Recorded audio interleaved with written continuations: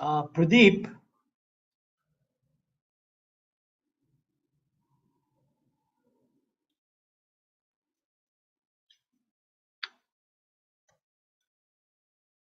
can I be heard? Yes, sir, we can hear you. Yes, Monty, we can hear you. Something's gone wrong because I've lost the image. I don't know why. I can see you. Yeah, but maybe I should just go out again and see how I get in. No, you're all right. No, but I can't see anybody. Oh,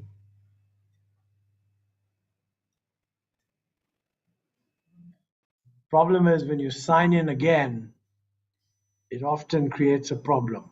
okay.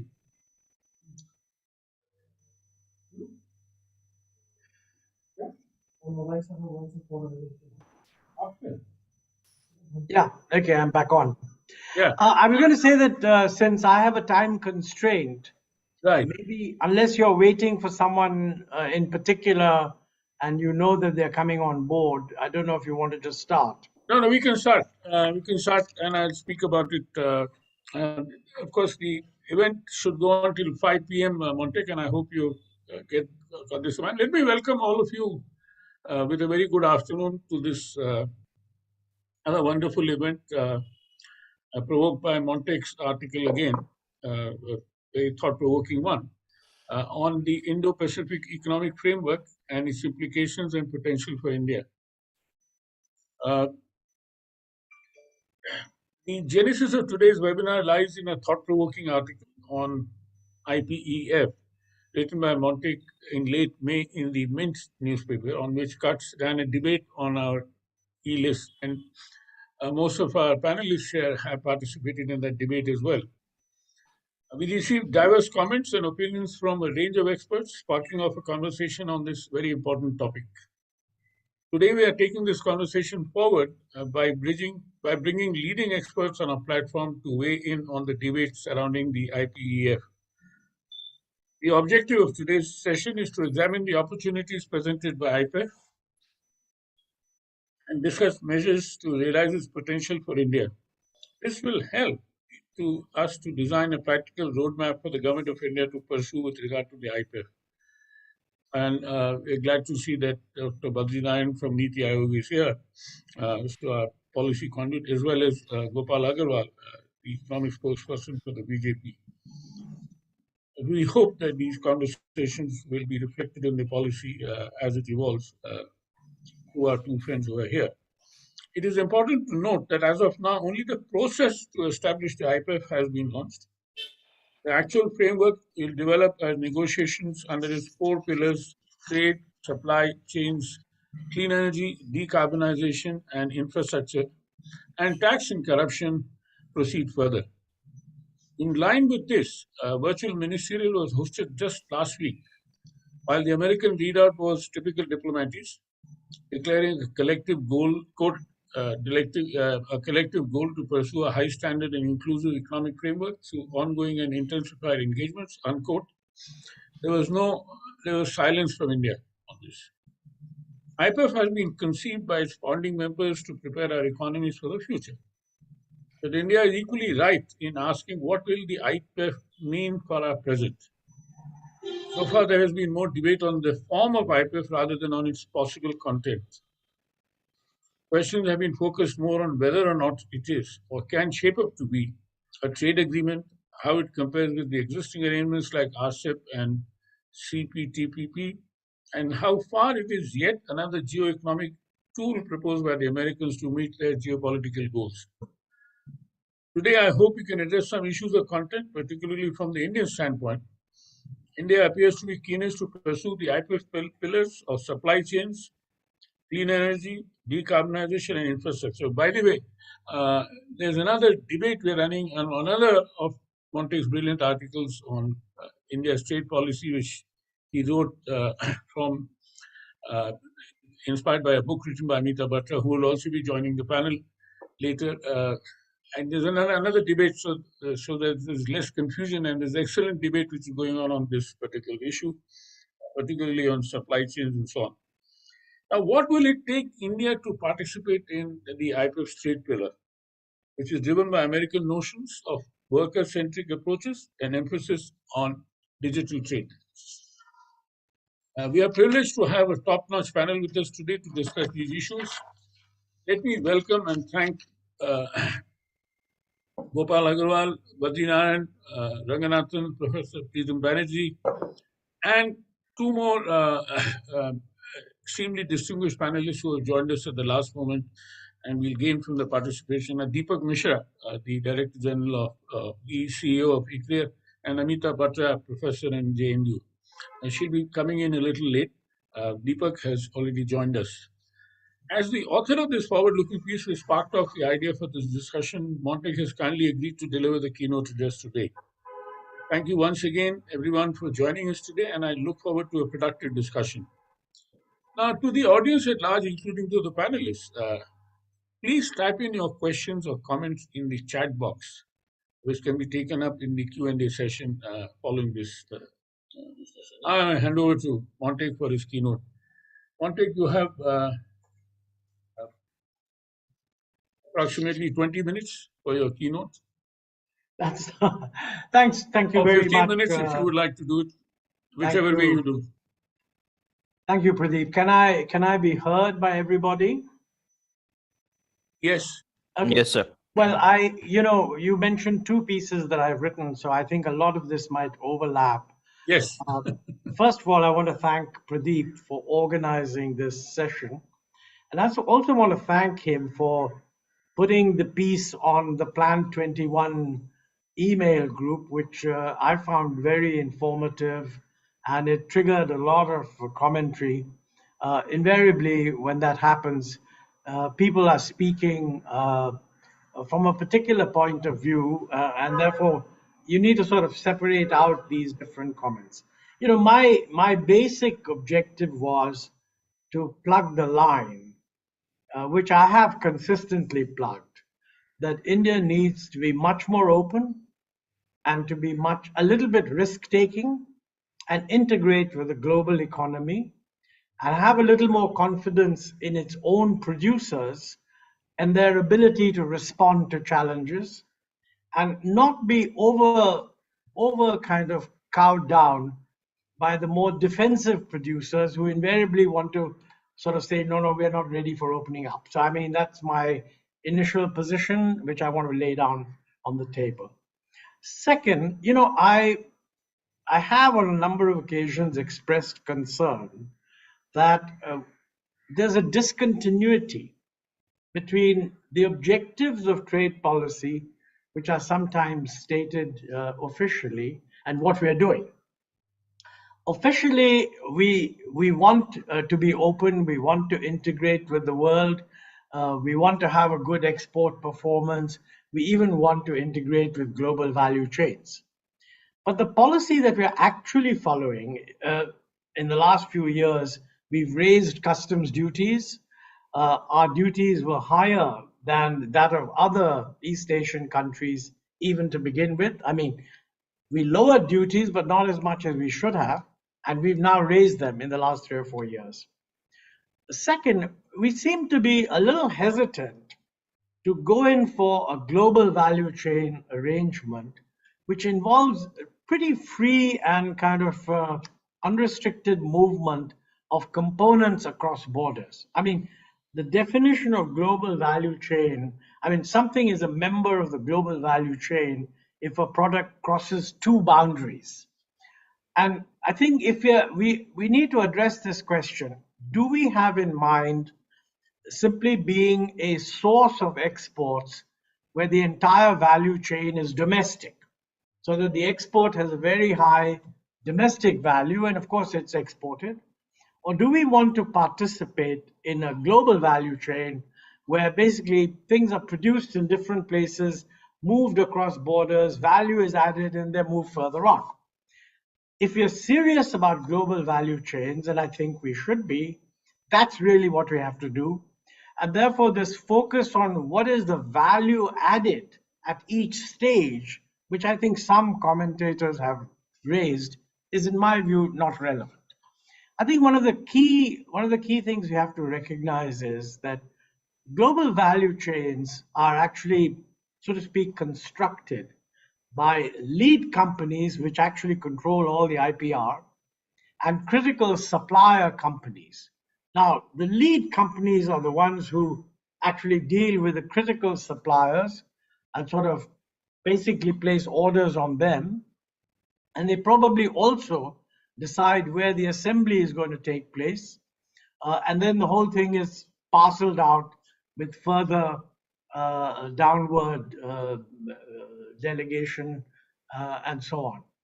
Now, in this process, I think we have to recognize that ease of movement across borders and minimization of procedural hassles is absolutely critical. And I think if you're not a member of a trading arrangement which has sort of come to a common understanding on a whole lot of procedural things, you will not get this sort of seamless movement of items across borders. So I think what's happening is we don't seem to be tying all these things together. To my mind, what I had said in both those papers, I was very pleased that we seem to be following up on the signal which the Prime Minister had given that we must act east, not just look east. And frankly, after 6 years of negotiation, everybody expected that when the Indian delegation went to Bangkok in November, they would sign up on the RCEP. For whatever reason, and I'm not privy to it, so I can only speculate, we decided at the last minute not to sign up. I think that was a missed opportunity. Now, it's possible, according to many people in the press, that industry was opposed to the RCEP because they feel that RCEP includes China and we just can't compete with China. Now, I don't actually happen to agree with this view because other countries are competing in the global value chain. So quite honestly, if they can do it, why can't we? And I think RCEP had a fairly long transition period so that if there were domestic constraints that prevented our guys from becoming competitive, we would have had enough time to get over them. I think that for whatever reason we didn't. And then my feeling was that since we have joined the IPEF, which is a different grouping, it's not just the Quad, it's the Quad and a few other countries, but not all the Asean are there, etc. Since we have joined the IPEF, in the trade pillar, in case the trade pillar moves to market access. Now, I want to emphasize, I'm aware that it is not at the moment a market access pillar. But a lot of people feel that when these things are created as pillars, it's because some people think it should become market access. They have political constraints in the United States. I don't believe in the United States there's any support for signing a plurilateral trade agreement right now. But these things take a couple of years to negotiate, and the situation may change 2 or 3 years down the road. So my view was we should encourage the trade pillar becoming a trade agreement. And I also made the point that we should be very clear that future trade agreements will not be about removing barriers at the border, like tariffs and so on. They will be about behind the border integration of standards of various kinds, including, of course, intellectual property, environment, labor, and so on.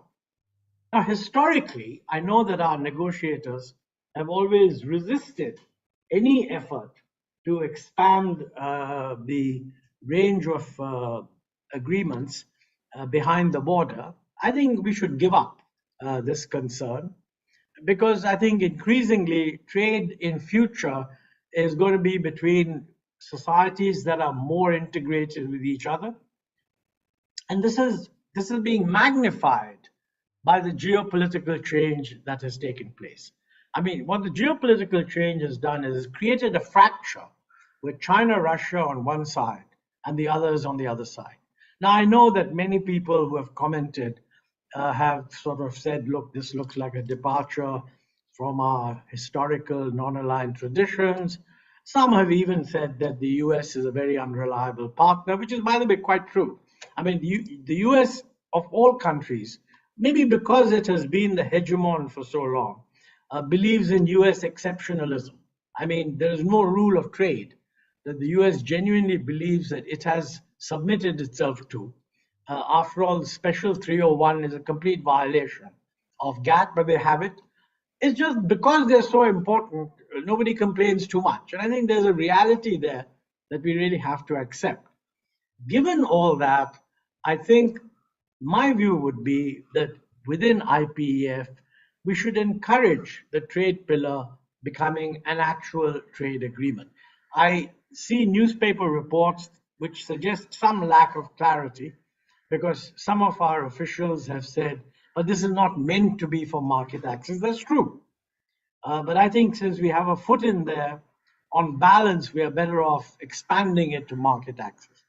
Now, if you don't want to do that, then the only alternative is to join the CCPT, which is what is left over from the Trans-Pacific Agreement, which is now led by Japan, and that doesn't have China. Neither IPEF nor this other one have China. So if our dominant concern was China, then we should definitely join one of these two.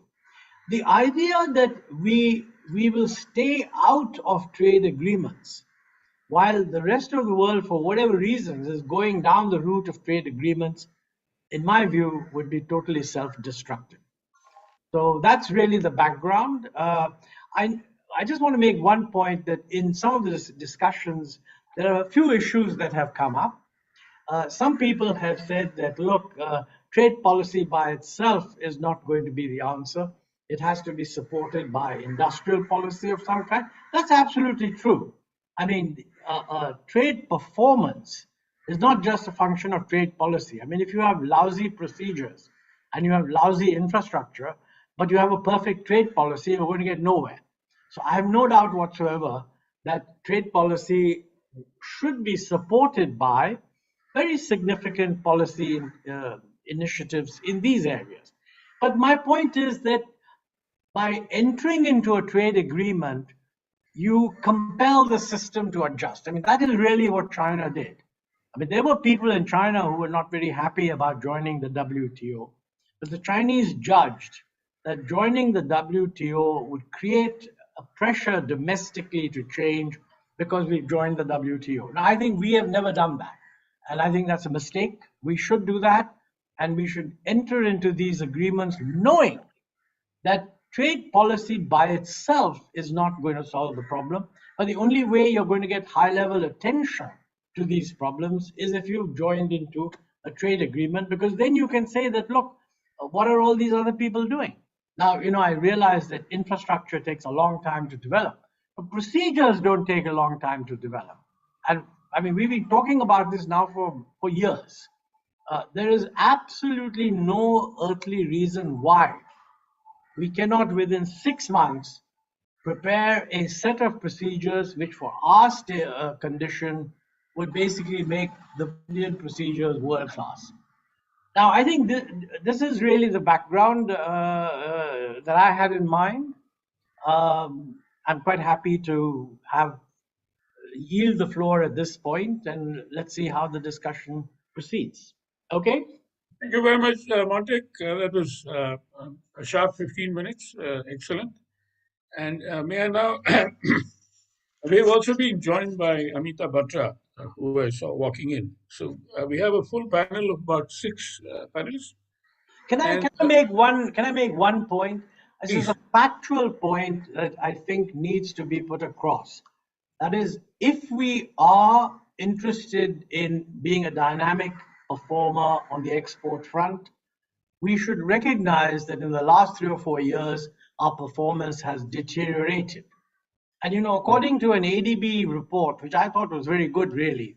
Hi, Amita. I think you've just joined, so welcome.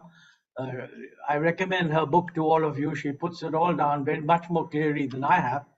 But I think the ADB report demonstrates that between 2010 and now, in terms of GVC integration, we have deteriorated.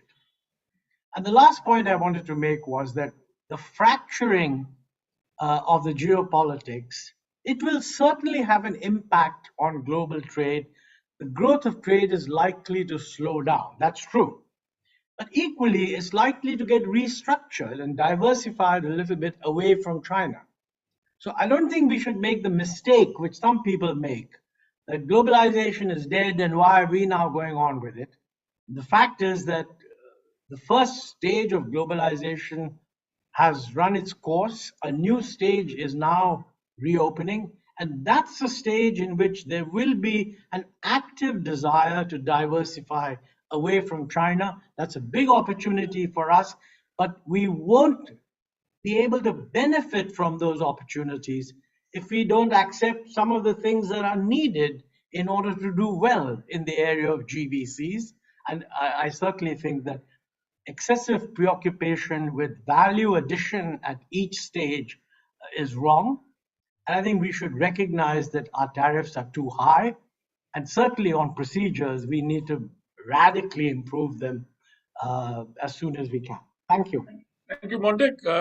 Incidentally, on your second article debate, Deepak Mishra has made some excellent comments, among other excellent comments coming from Harsh and so on.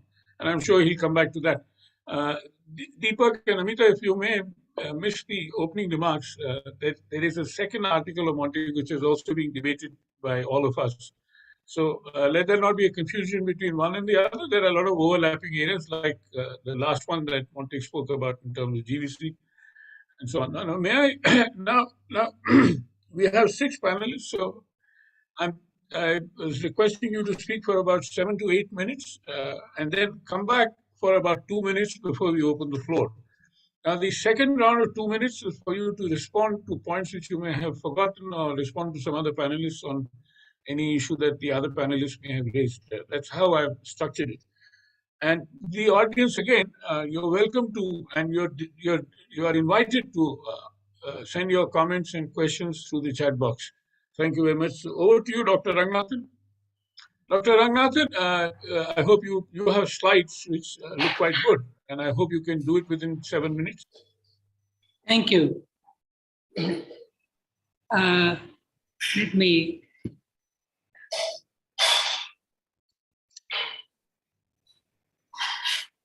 Can you put up the slides? Yes. Can your office put up the slide, please? Oh, there it is. It's coming up. Yeah. Okay.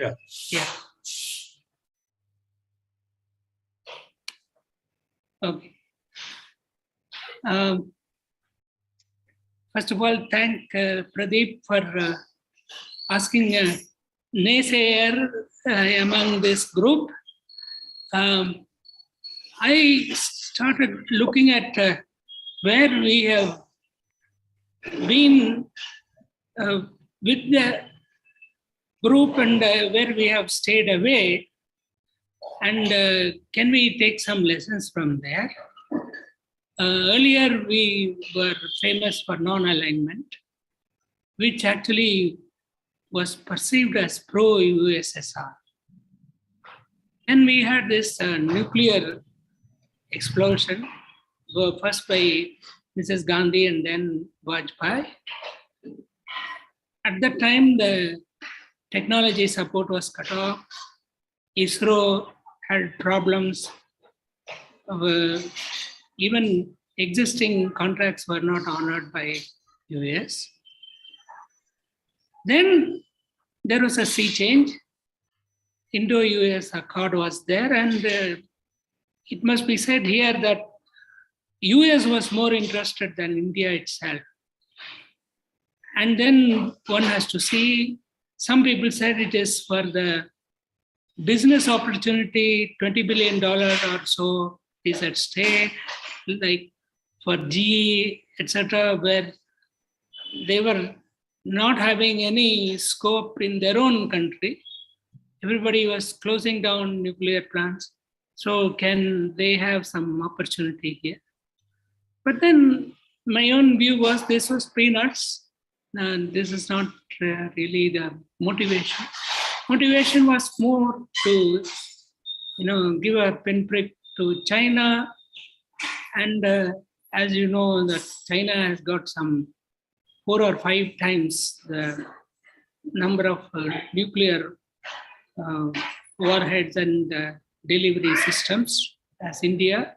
And therefore, this cooperation would sort of, be a concern for China at least. Then we had the Quad,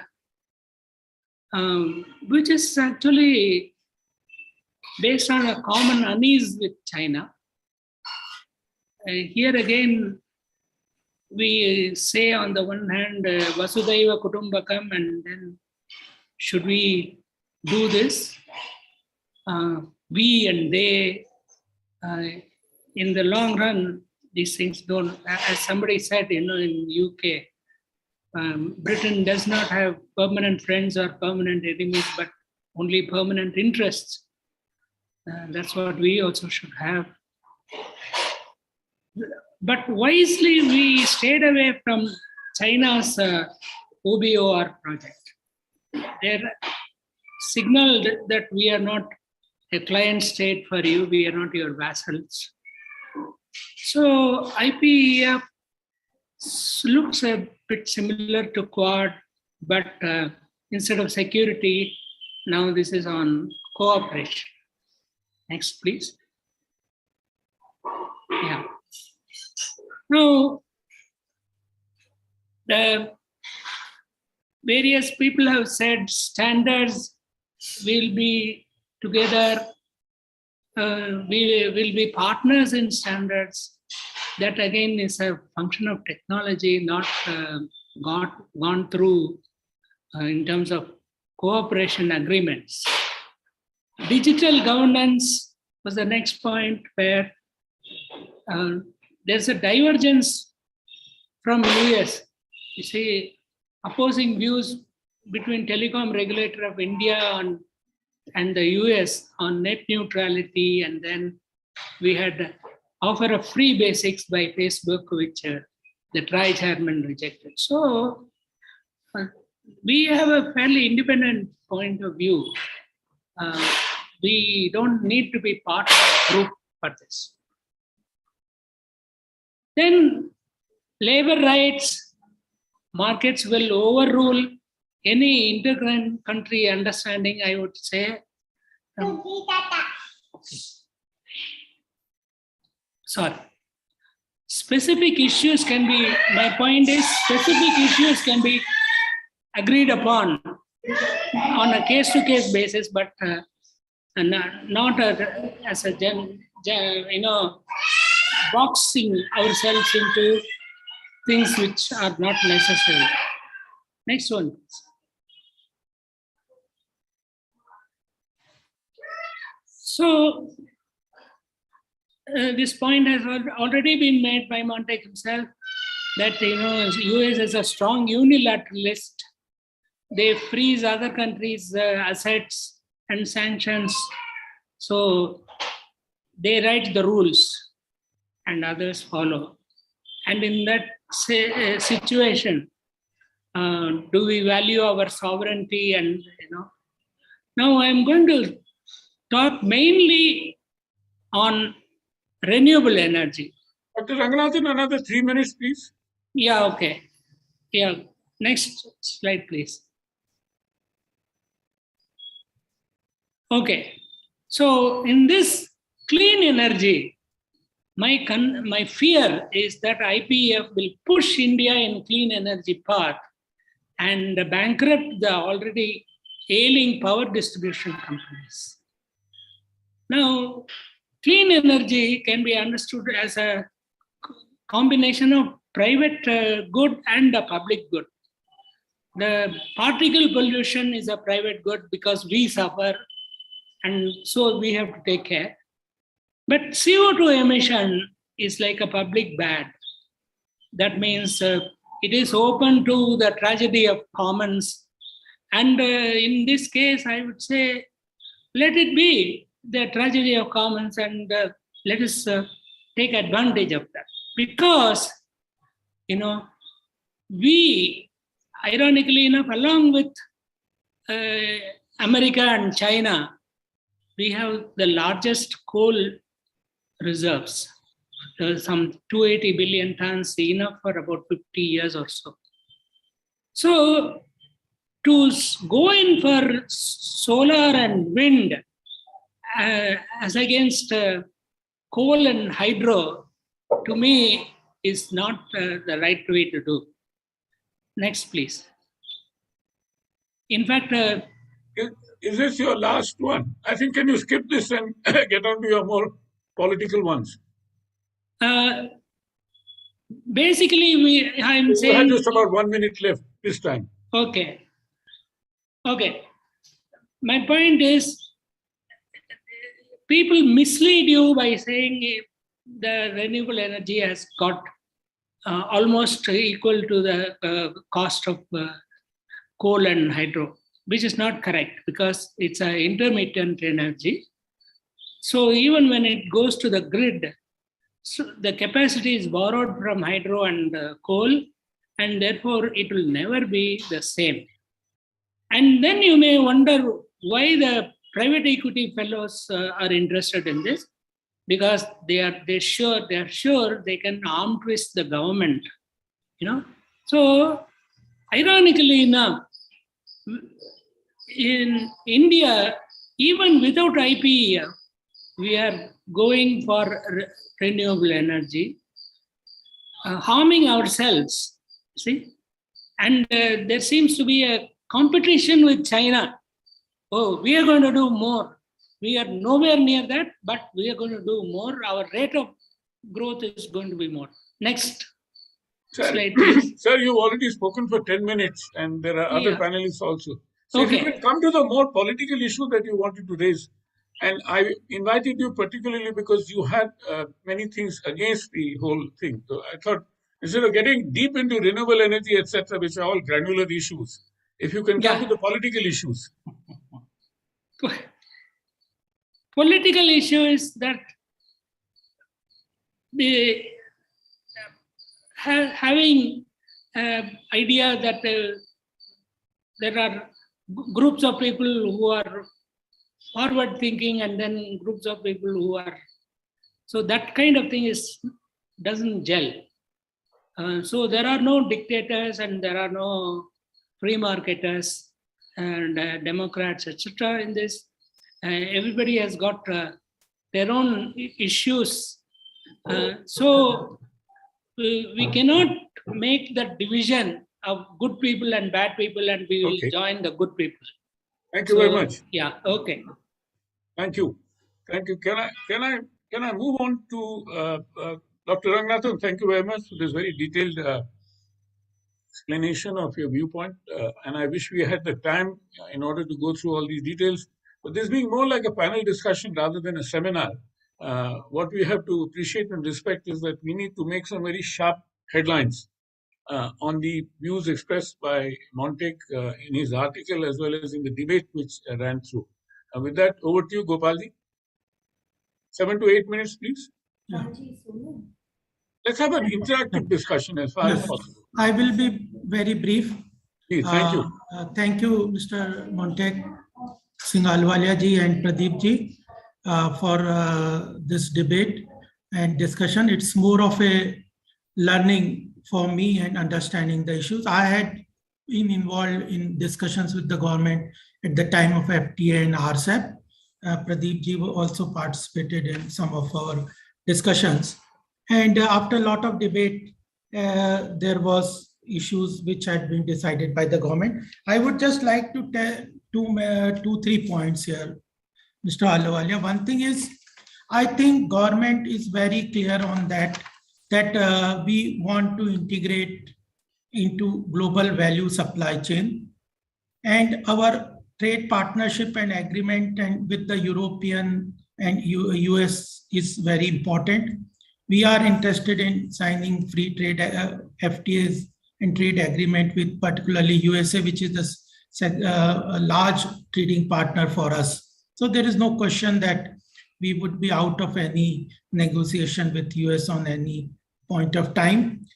But one thing I just would like to mention is about the thing is that what is there on the table for India, that is not very clear to me. I don't know, government might be having that information, but at present in the public domain or my discussions with people is that we are talking upon the concept, and nobody will deny that multiple trade platforms, agreements, integration, bilateral trade agreement, they are very good for any upcoming country or for their economy. So what is there for us on the table is important. Second is that thing is that the government at presently, we are thinking, as Mr. Ahluwalia, you also said, that we need to not only look into trade agreements, only trade policy as a issue for economic development. We have to see about our industrial policy, logistic policy, infrastructure policy, e-commerce policy, electronic manufacturing, digital location. All these are very important. And what our industry have been telling with our experience on FTA and thing is that domestically, a lot of reforms are still pending in our economic sector, whether it is land reforms, whether it is labor reforms. We have seen the way agriculture reforms, which were everybody on the economic front agreed, but the political compulsions did not allow those reforms to take place. Even labor notification is pending. So issues of political concern, political economy is very important. And our domestic industries say that first we have to strengthen our logistic cost is so high.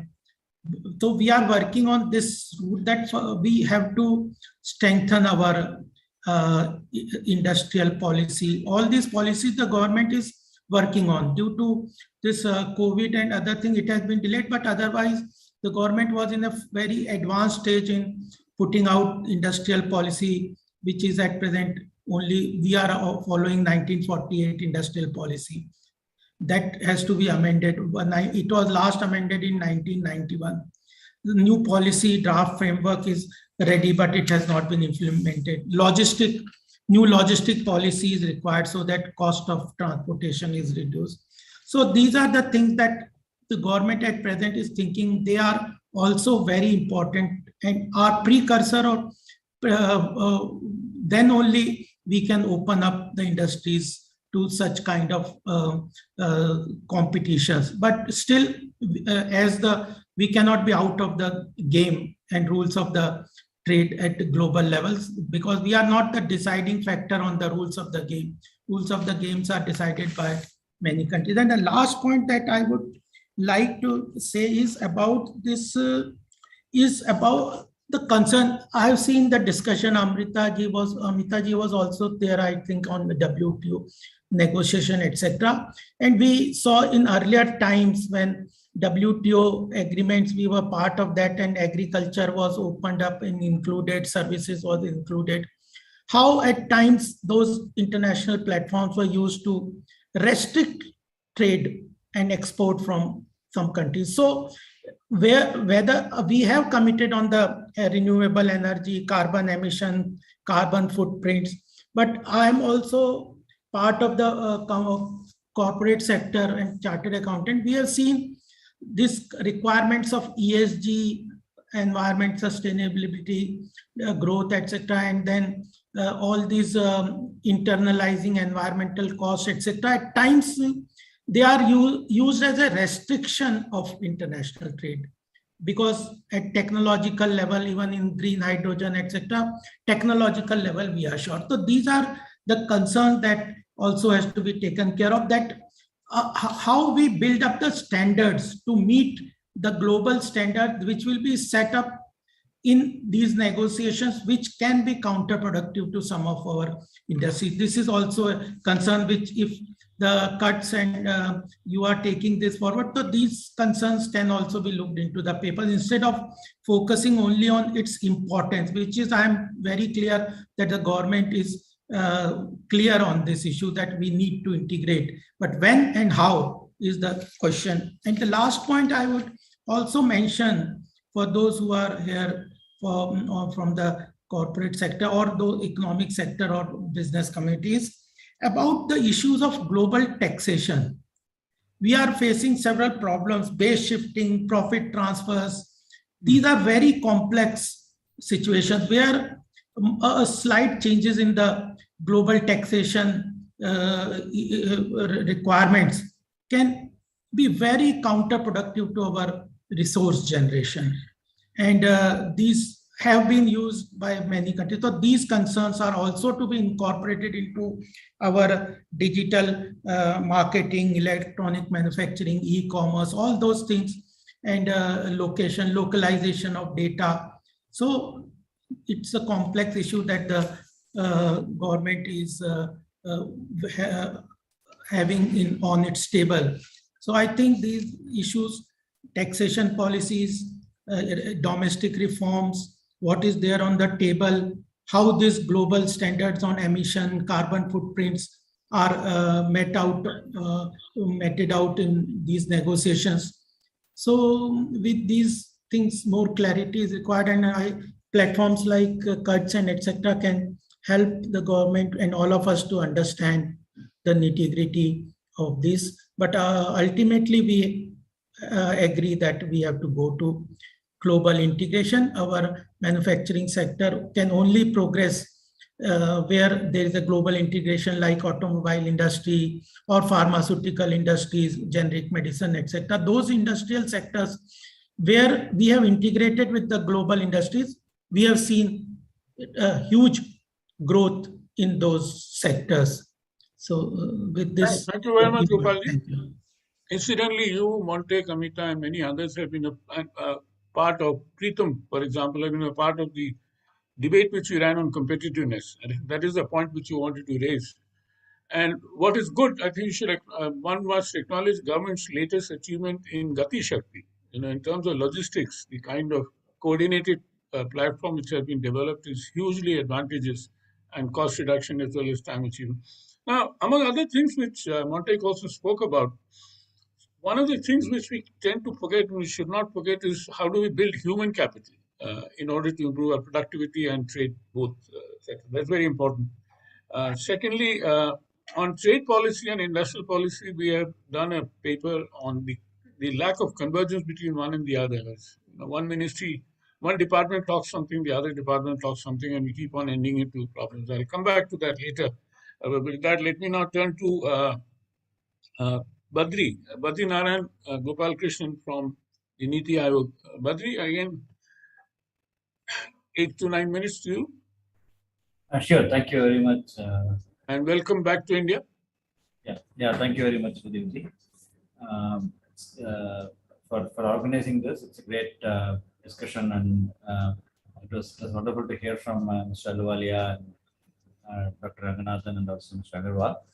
So I'll spend these few minutes to talk about the general evolution of trade policy strategy in India, and how does it align with IPEF. Very briefly, as you mentioned, I have around 8 minutes. So have been participating in the multilateral trade negotiations, and many studies and policy analysis they have suggested that we have gained a lot from WTO, like in terms of tariff reduction, in terms of market access, and so on. So that is going on at one level, and we have seen a lot of ups and downs in the WTO, and in the recent past we were thinking that it's not progressing going anywhere, and finally in this last ministerial we saw some progress, and so that's one aspect. The multilateralism is still alive, and India has always been advocating for rules-based international trading system, transparent. So that is going on at one level. The second thing that is happening is that over time, trade definitely has been expanding. Exports from India has been expanding, and the last year we had the highest export revenue from India.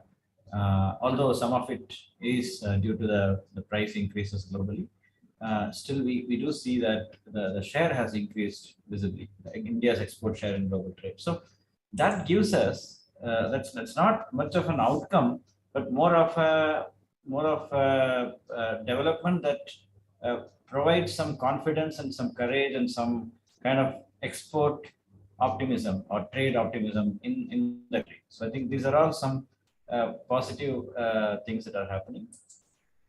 And now, of course, the multilateral system has its own challenges.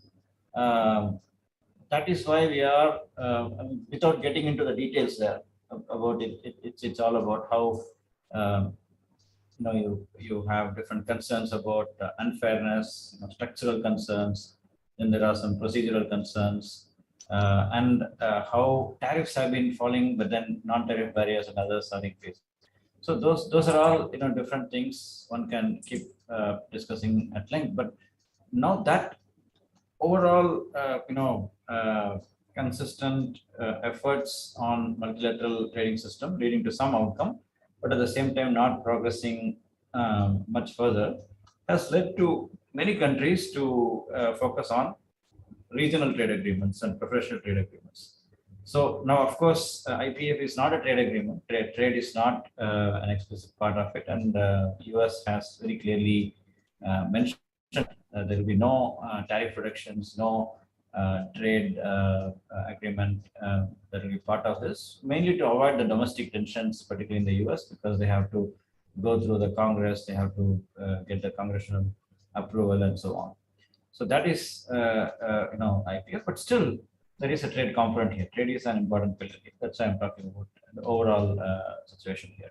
So now the recent surge in the interest in PTAs across the world. Across the world, it has been, you can say, a couple of decades, there has been a proliferation of free trade agreements. Of course, there is a lot of debate here as well. The noodle ball effect of the theory that says that, when you have too many PTAs with too many rules, and that's actually going to be less conducive to trade than, it can be a stumbling block rather than a building block. But that's again for another day's debate and discussion. But now, in this context, we have now got into the that kind of thought process, wherein instead of getting into this, instead of waiting for WTO to succeed, why don't we get into this PTAs? And we had this decision, conscious decision not to participate in Belt and Road Initiative or the RCEP or TPP and so on. So then this is more like what is our answer to the global trade strategies by the global powers. And then we started our own set of PTAs. And with all the trends that I mentioned a minute ago about increasing exports, reduction of export pessimism and so on, we're now in a position to negotiate trade agreements and on a timely basis. So we already have completed, signed a couple of trade agreements, right? So we have UAE and we have an early harvest agreement with Australia. And there are several features which are quite ambitious, which were not that much in the trade discourse before. So again, not getting into the details there, just to state that we are now open to trade, much more open to trade compared to several years ago, and that is a very positive sign. So we are in the business of signing free trade agreements as opposed to negotiating forever and not making any headway. So that is one positive development in the recent, as in the last couple of years, I would say. And secondly, there one change in strategy in trade is, instead of our past trade agreements that happened a decade or so ago, they were focusing on countries like Asean group, where that led to a lot of debate later. Did we really gain from those FTAs or not, and so on. So again, that is again a different debate. One contention that a lot of people had was that these are more like our competitors, and if we sign FTAs with them, then we may lose. I actually agree with Mr. Ahluwalia's point that we cannot do that. I mean, if other countries are competing with them, why not us?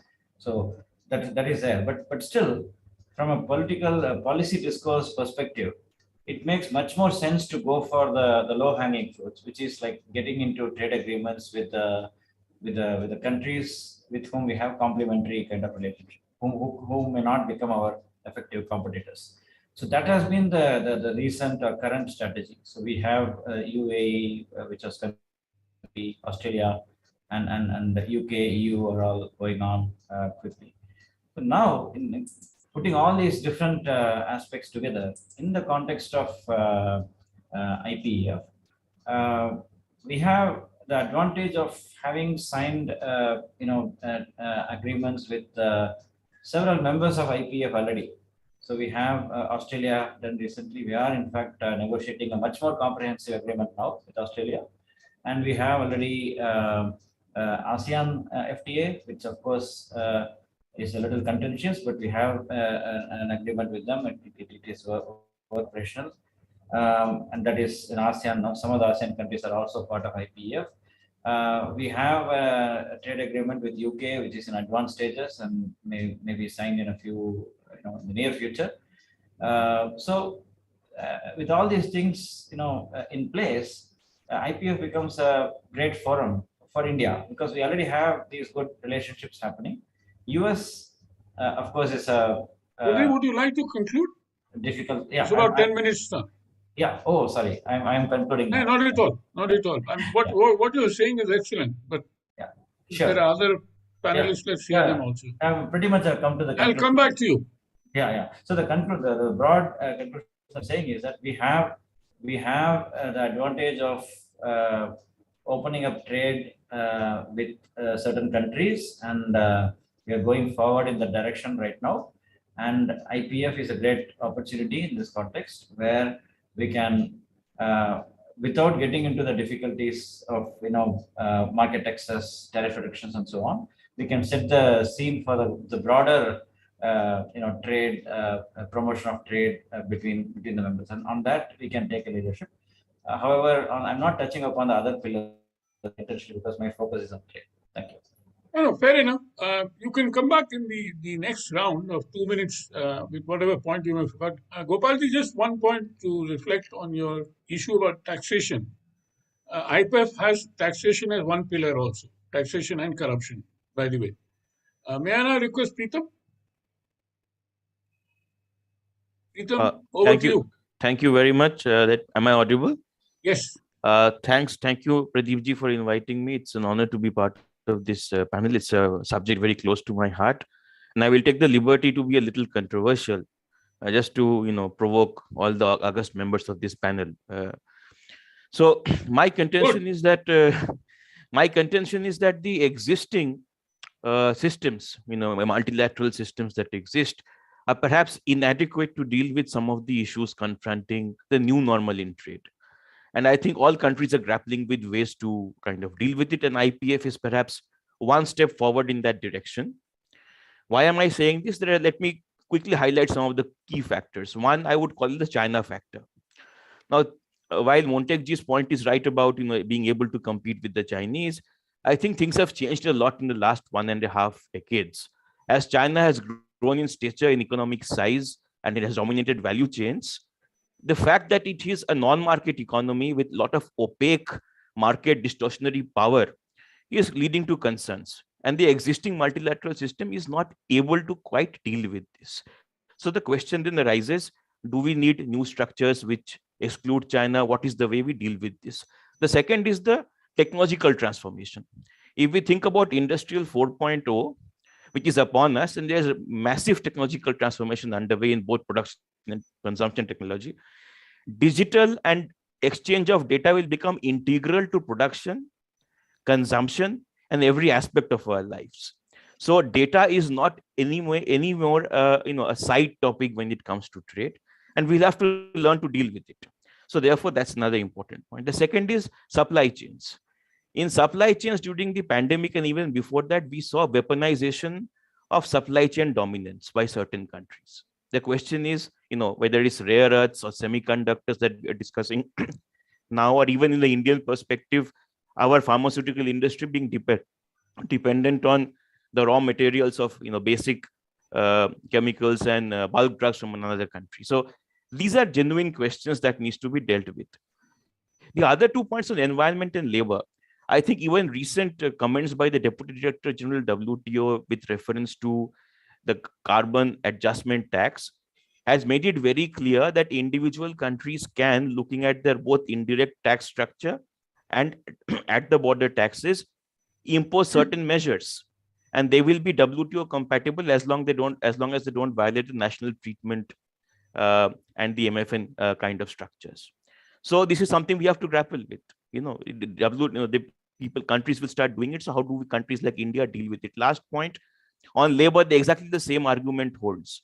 I think the US, Canada, Mexico agreement that Mr. Trump negotiated, those kind of measures can become a vogue and they'll be WTO compliant. So these are not issues we can hope to avoid. So the question remains that is there a platform or a framework through which India can engage with the important economies of this world, also deal with the China question. And there I completely agree with Montekji that we have to start seeing ourselves as a big economy, which we are, as mature enough to deal with these issues and drive the narrative. If IPF is an alternative platform to at least develop the narratives and structures of how to deal with these problems, then we should be there proactively and not in a passive sense. We should be coming up with solutions with an alternative in digital trade. We have aggressive interest of our own. But the noise that I hear is so defensive. We are one of the biggest exporter of IT and IT-enabled services. We have aggressive market interests in other countries. So data localization, is it really in our interest, or are there constraints that we would want to see in it? So these are the questions we need to grapple with, and I think IPF provides us with an opportunity. The framework, the structure, etc., is being debated. Why can't we also, along with the US, take a lead in it? Now, the other question is, I think two important players in this is India, because it represents one end of the spectrum. The other is the US. What is US's intentions? To that extent, is US mature enough to see it as a strategic alternative by which they can drive an alternative narrative on trade and also build a coalition that restricts the kind of things we have seen the Chinese do? Or will they treat it as an extension where they can push all their agendas on digital trade, on labor, environmental standards, that was forced down the throat of Canada and Mexicans in the US-Mexico trade agreement? If they do the latter, then it's an immature reaction, because it is, I think, par for the course that most countries in Asia will not accept this. So it's a duck that is dead in the water even before the Americans. I think the Americans have enough maturity to understand and see this. And I think the leading factor that the Americans see it that way is that they have not called it a trade agreement yet. That President Biden has not made it subject to congressional approval. Therefore, insulating it from perhaps the kind of lobbying pressures that would have come otherwise. So these are all indications to me that even the Americans are looking at it as a work in progress. I think we need to be proactive as a country. And last and most important point, which was, I think, mentioned by many speakers, is that our own domestic reforms, whether it's the logistics part of it, we saw that, we are now embarking on a more comprehensive response to the whole data privacy and the whole data regulation that we have started work on. All of these domestic reforms to have our own institutions in place has to happen simultaneously. And that's where the cohesion, the government as a whole approach becomes important. The line ministry is, kind of undergoing these institutional reforms. Cannot do it in a silo while, commerce and industry or MEA engages with these factors in another silo. These conversations need to happen within the government, and I think it's happening to a certain extent. People like Badriji through Niti Aayog can facilitate this further. Only then, when we have connected all the boxes, will we have a comprehensive response and a confident one. It's an opportunity for us to reboot the system that exists, which is failing on many fronts. And I don't think WTO can be the solution for many of these problems. We need alternative platforms, and let IPF be a beginning in that direction. I will end there. Thank you so much. Thank you. Thank you very much, Preetam, for those excellent remarks. And with that, may I now come to Deepak Mishra for 8 to 10 minutes.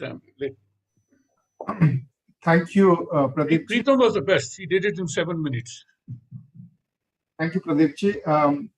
If you go by the time, hopefully I'll even less than that, and then you have to come and say some complimentary things. By the way, if I may interrupt, there are other people from abroad as well watching us, and particularly a friend of ours, an economist from Belgium, Andre Sapir, also wants to speak.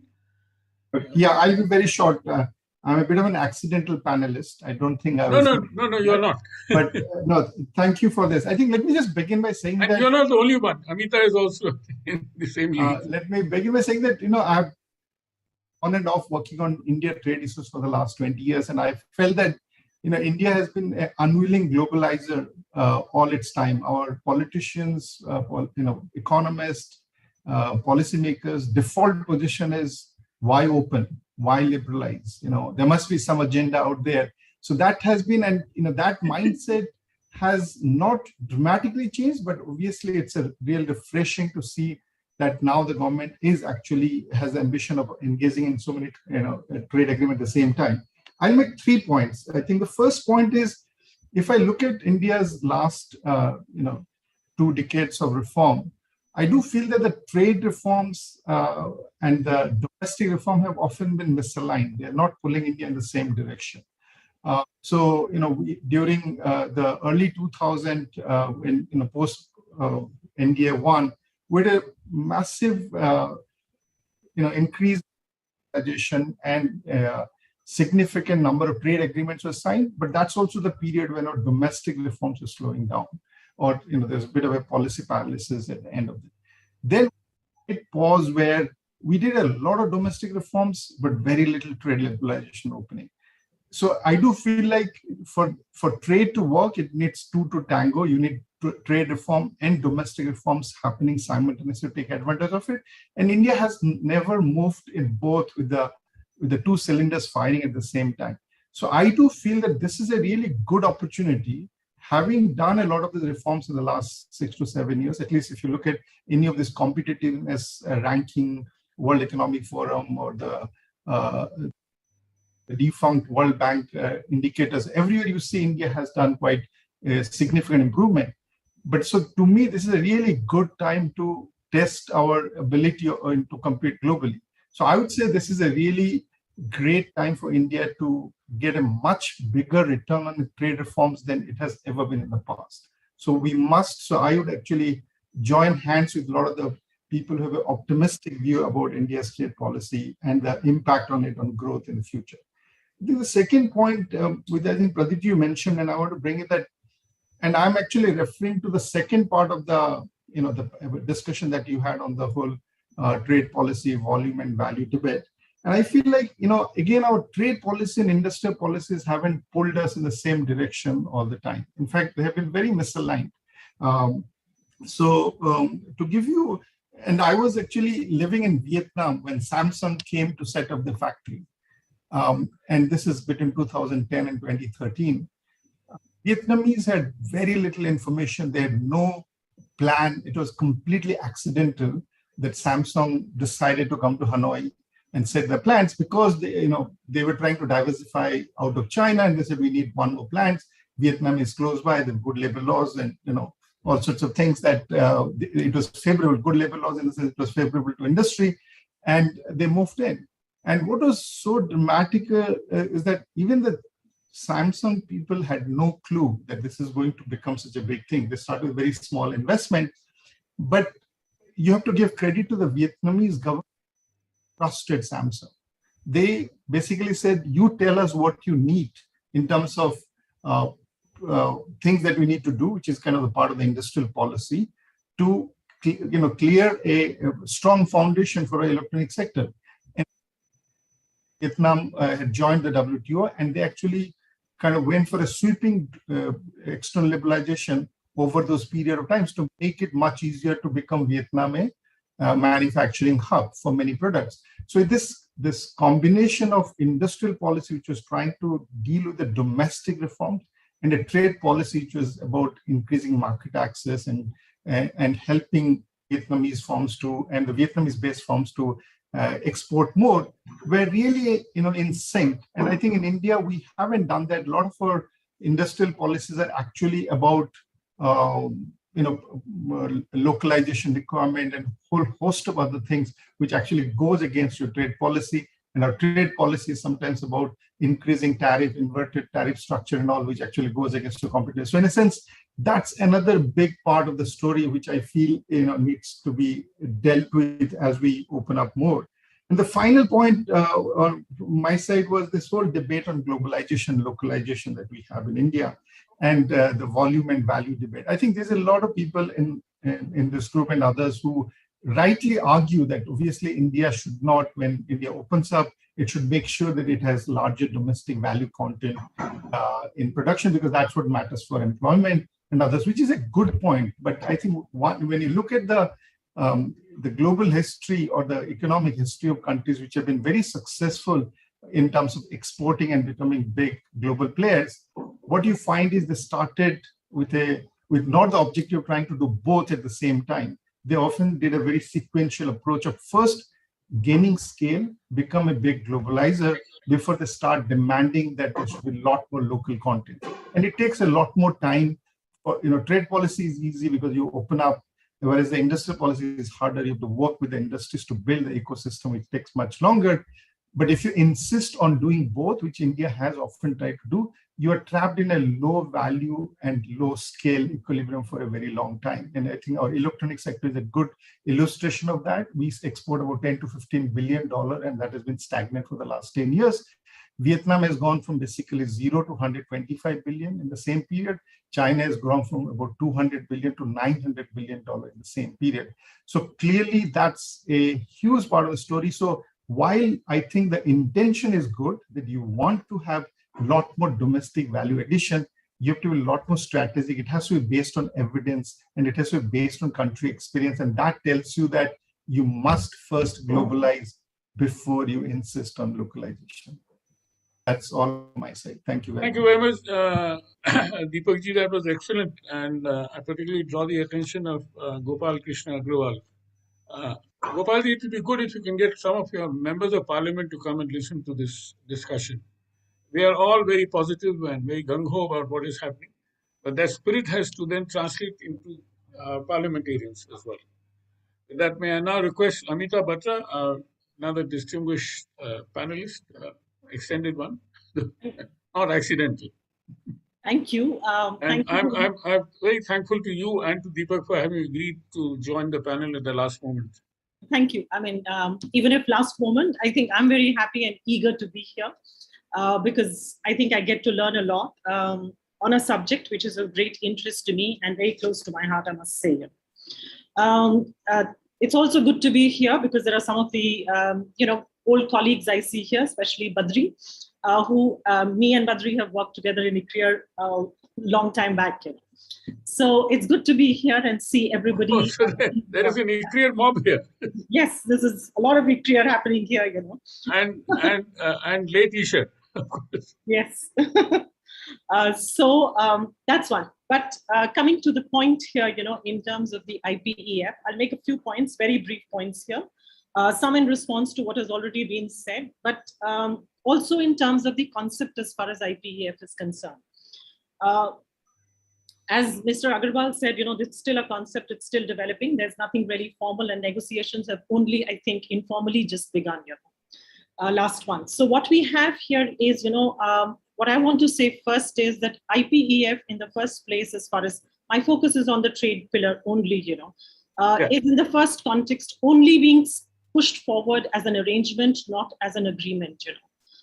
In a way, it presents a very loose structure as far as the components and the provisions that are going to be negotiated under the IPEF are concerned. In that context, it's not going to be something like RCEP, CPTPP vis-a-vis IPEF. We need to understand that these are going to be two very different animals as far as the regional trade context and regional trade scenario is concerned.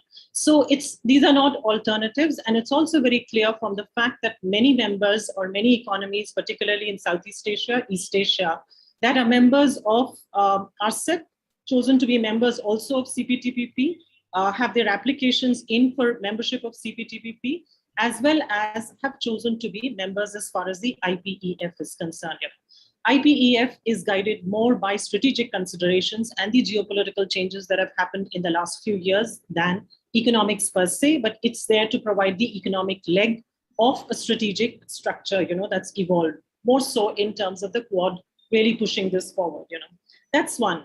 The second bit, in terms of market access not being a part of the IPEF, of course, it doesn't make sense in terms of talking about trade, and the second component in terms of supply chain resilience and not having tariffs as a major aspect of the arrangement as well. Some of us would consider that this is an advantage as far as India is concerned, because India has been reluctant in its earlier trade agreements to cut down on its to offer preferential tariffs on a larger number of lines here.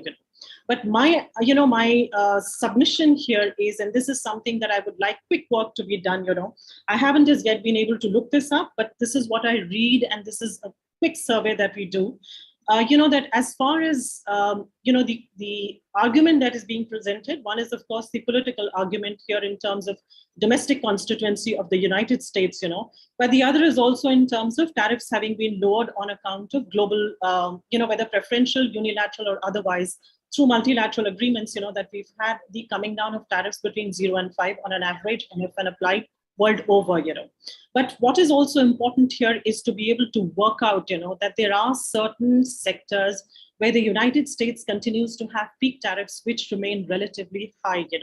And in some of these sectors, India and other member countries like Vietnam, textiles and apparel, for example, footwear, for example, gems and jewelry, for example, all of which we have an advantage, and there exist peak tariffs in the United States.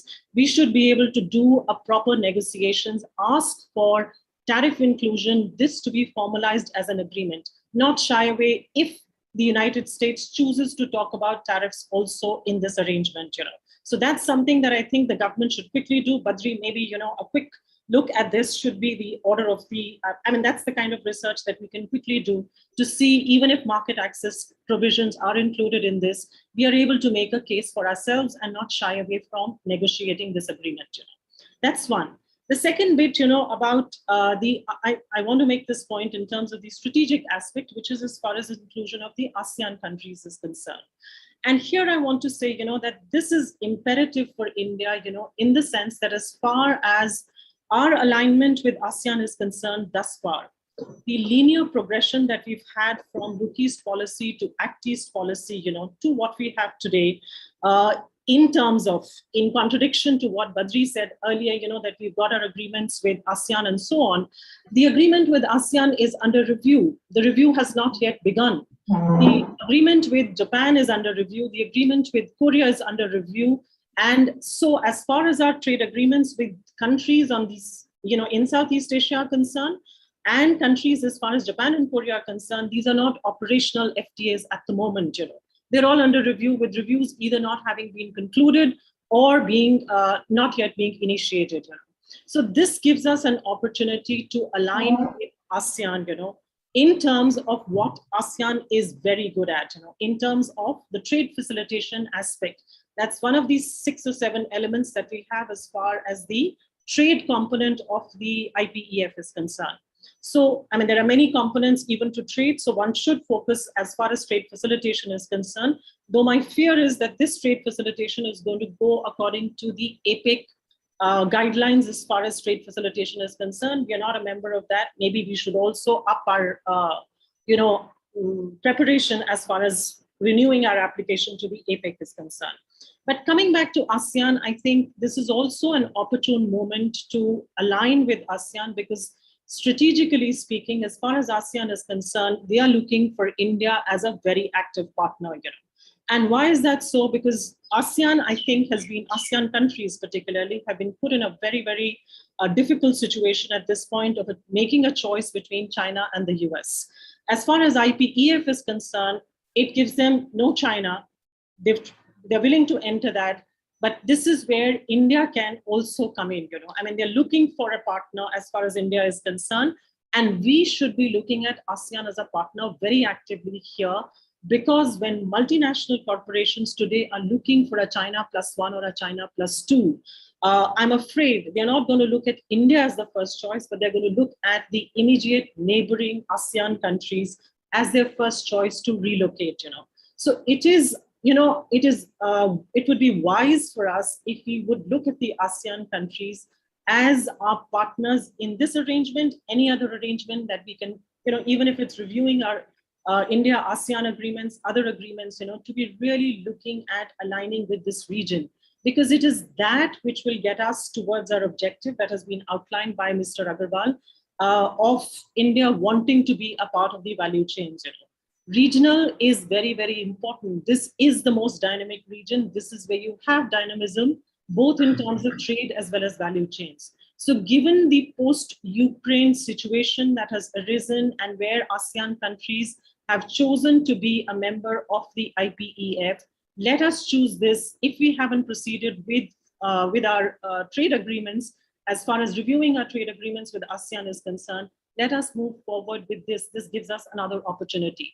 So our position here should be to push forward for IPEF, to push forward for a trade agreement as far as IPEF is concerned, negotiate it more sensibly.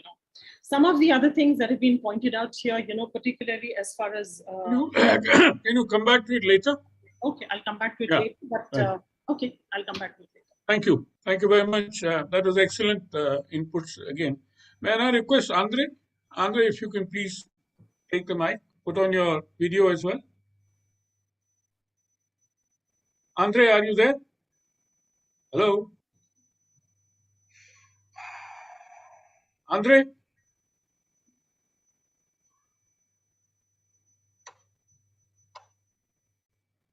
Anyway, he's signed it. No, he's here. Yeah, right. Andre, please. Yes, hello. Sorry, Welcome. I was mute. Thank you very much, Pradeep. Thanks, first of all, for hosting this very interesting discussion, and for having such a great group of panelists. Let me just make one point, and it is, you should take it, as a genuine question. And I think the last point that was made by Amita relates to this, but my starting point is really from Montek's presentation. I cannot agree more with sort of the overall strategy that is being put forward here about value chains. I think there needs to be a serious consideration as to whether the discussion is about global value chains or regional value chains. And I think the last point I think indicates that there may be a tension about that. No, my question really stems from the fact, and I think Montek made that very, very clear. Wanting to integrate India more in the global economy, having as a starting point the fact that levels of protection in India is still very high. And I think that has been a difficulty in the strategy of engaging in regional agreements. Montek, is advocating India joining CPTPP, and yes, I think that would be a good idea in principle. But I think one should remember that because of high levels of protection in India, anytime India would join a large grouping like CPTPP, it would create quite a bit of trade diversion. And the trade diversion would be vis-a-vis other partners, including obviously the United States and the European Union. And that, in a sense, would not go in the direction of global value chains. India. One has often in this seminar made reference to China, and yes, Montek, you said that China had a strategy in 2001 to join the WTO, but remember that meant on a multilateral basis, lowering very, very substantially external protection. And yes, it's only much later that China then and currently does engage in some of the regional agreements. And that is true for a number of other successful countries. The same thing for Japan. Okay, Japan had high protection, then it engaged into multilateral lowering of its protection. It's again only very, very recently that it did engage in regional agreement that go far deeper than what you can get at the WTO, and it's very relevant for global value chains. So I'm suggesting that I think India needs to reflect both on its multilateral and regional strategy. That if you have a regional strategy that focuses only on one partner, like CPP, you would create a lot of trade diversion, and that would not help in the goal of global value chains. I think you need to take that, you need to keep that in mind very much. Or you have to go a bit in what Amita was just talking about, a more regional strategy. You give up on the really global value chain and you go for the regional value chain. But I think that is a choice that you need to make.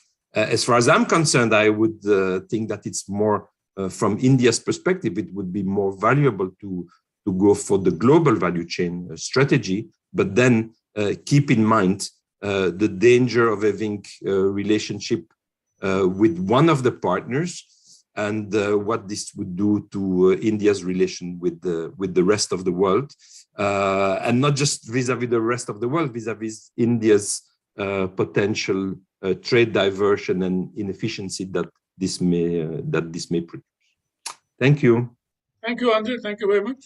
Montek, I'm going to request you to respond to the views expressed by various panelists before I get into the second round. But there is a question. Montek, there is a question also from the audience. How can the benefits of initiatives like IPEF be democratized and help reduce inequity? If we are able to put in place structures so that vulnerable can benefit, can the resistance to such initiatives reforms reduce?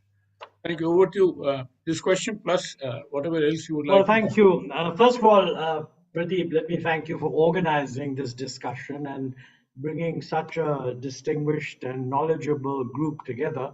I must say that I'm a little encouraged by the fact that there's a lot more agreement amongst most of the people than you might at one stage have thought. So I just want to sort of highlight a few of the points that have actually been made, maybe respond specifically to one or two.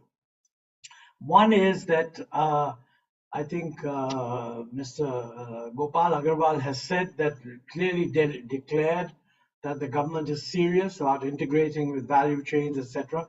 I think it's a very important political statement, because I think our negotiators need to know that. And my experience when we did the reforms way back in 1991, our trade negotiators in Geneva had no idea about either the rationale or the desirability of the reforms that we pushed forward.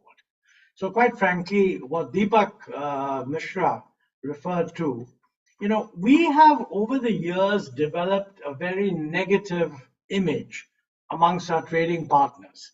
And that is that we are not interested in opening up. We hugely value isolation.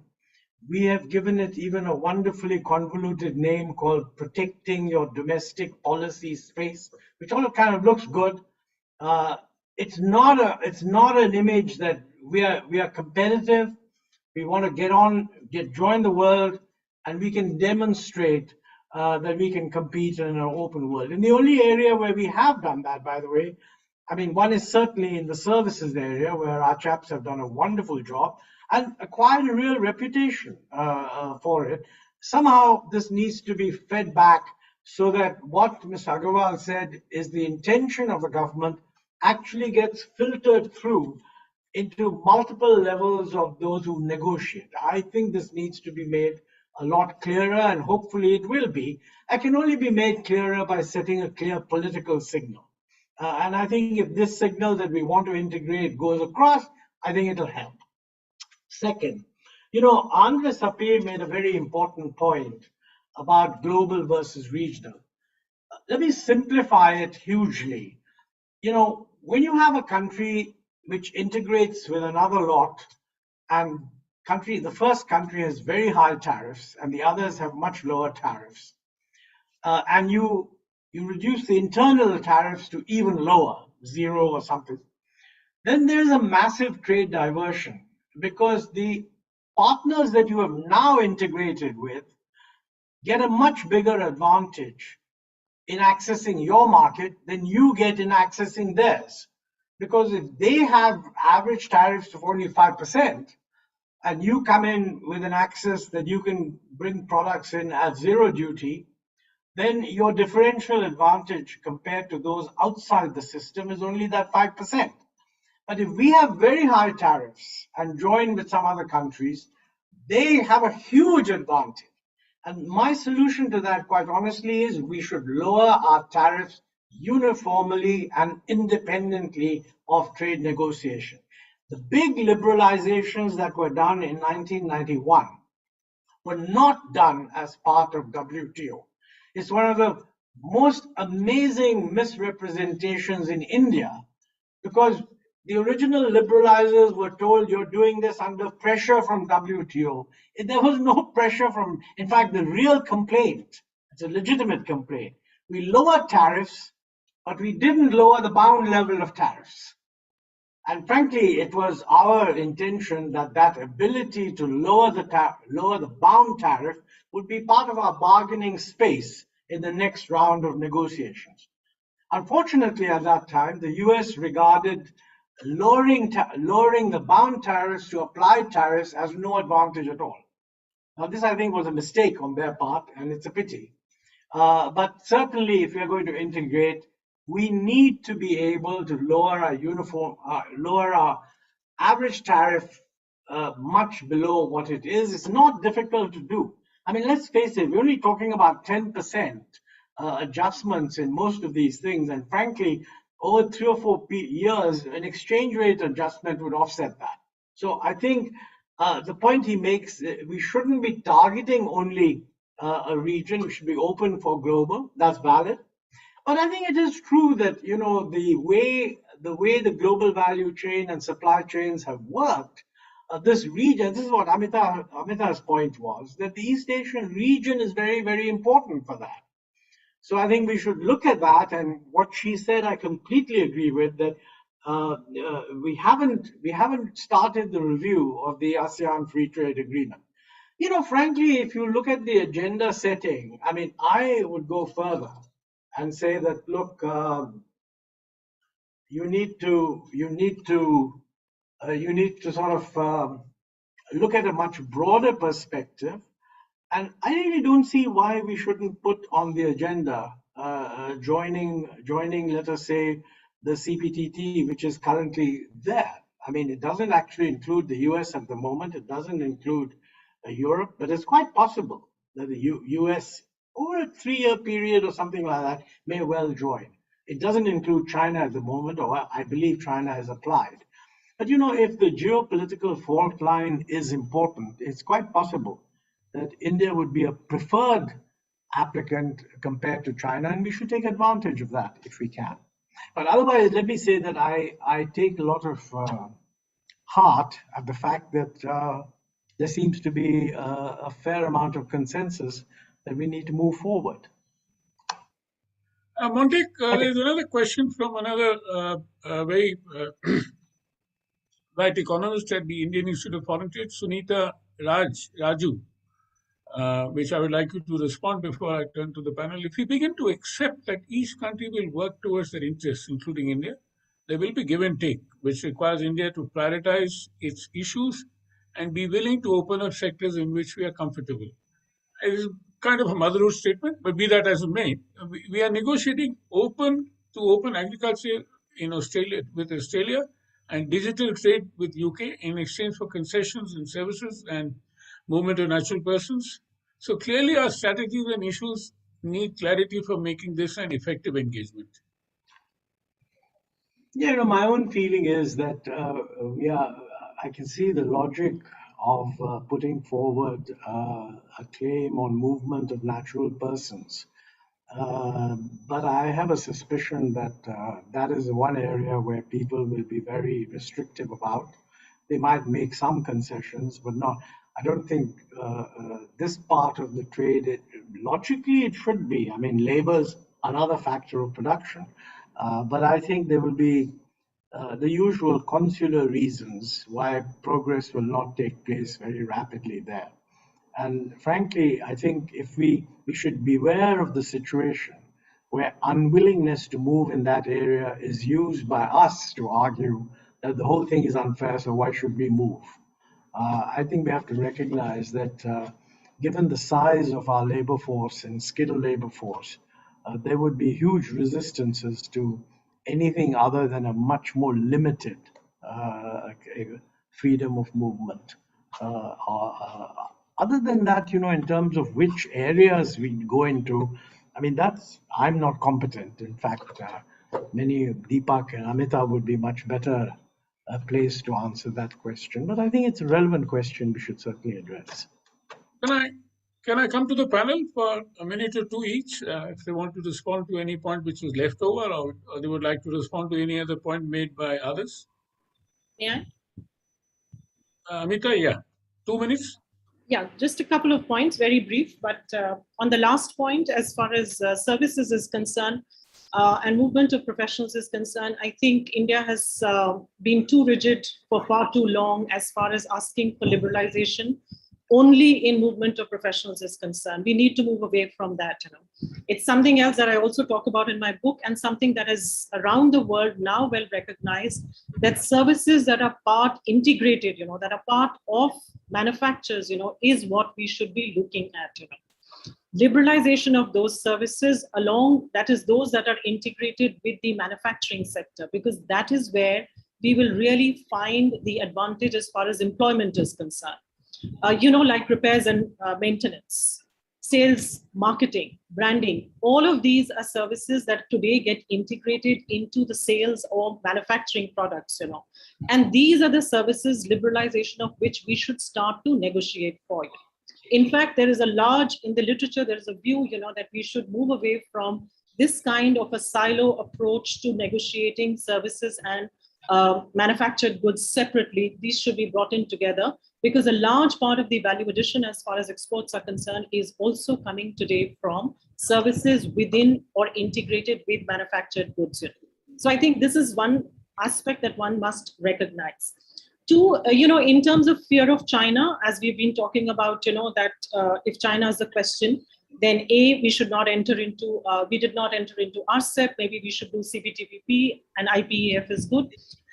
China is the largest trading partner, has been so for most of the world. It is the largest trading partner. It is one of the major trading economies of the world. Irrespective of whether or not you sign a free trade agreement, you will have to compete with Chinese commodities. In fact, when you have signed the early harvest scheme with Australia, we have to keep in mind that the big concessions today that we are talking about, that we've gained advantage in, apparel, footwear, we already have 50% of the Australian market being cornered by China, part of it also by Vietnam. So you're already competing with Chinese commodities in Australia. You've opened up there. You've got concessional access to the Australian market through your preferential early harvest scheme. So if you're willing to do it there, why not just do it in other trade agreements as well? Fear of China not entering into agreements, I don't think is the right kind of approach when we are looking at trade agreements. China will be everywhere. It's an applicant to CPTPP as well. There will be frictions. There will be, problems as far as negotiations are concerned, will probably be dragged on, but ultimately it may just enter CPTPP as well. As far as ASEAN and integrating with that is concerned, I think it's a proven thing, that as far as proximate GBC hubs are concerned, there is a certain advantage to integrating with a GBC hub, which many of the Southeast Asian, East Asian economies are. Through that, you gain access also to the global value chains, one. Two, proximity has its own advantage when we talk about integrating with value chains. So in that sense, when you have such a dynamic East Asian region, which is very dynamic as far as trade and GVCs are concerned, there is no reason that we should be avoiding that and looking at countries for trade agreements that are not necessarily hubs of world or global or regional GVCs. UAE, yes, gives us certain advantage in terms of increasing our exports, but it will not give us the advantage of integrating with global value chains. That's one. Two, we can find solace, in saying that, yes, in the last few months, Last 1 year, we have increased our exports. Much of this is price effect to the other sectors that have seen an increase, metals and metal products, chemicals. They are not value chain intensive. Why value chains? Because backward integration with value chain is what gives you increased employment opportunities, which is again something that we need today. And lastly, the bottom line, of course, remains that we have to, irrespective of whether we wish to integrate with global value chains or regional value chains, or through regional value chains with global value chains, tariff liberalization and bringing down our tariffs with what has become the norm around the world is something that we need to do unilaterally. So irrespective, that's the bottom line when you have to enter into any kind of a trade agreement. So that's what I'd like to add here. Thank you. Preetam? Thank you very much. I just have 3 quick points to make. One, just to get back, refocus on IPEF, I would like to again posit that we have, as was pointed out by many, existing trade agreements like CTPTP, which can be one area where your traditional items, non-tariff barriers, tariffs, is a framework that already exists. Today, the new normal that we are having, the supply chain disruption, whether it's weaponization of supply chains, the whole data topic, where there's a dichotomy between where we don't have the right frameworks to negotiate these things, and the multilateral framework is perhaps not the appropriate one. Is also where the China is the big elephant in the room, whether it comes to data, whether it comes to supply chain weaponization. So perhaps we need to look at it in that context, that IPF is more of a strategic engagement and not so much of a trade policy avenue.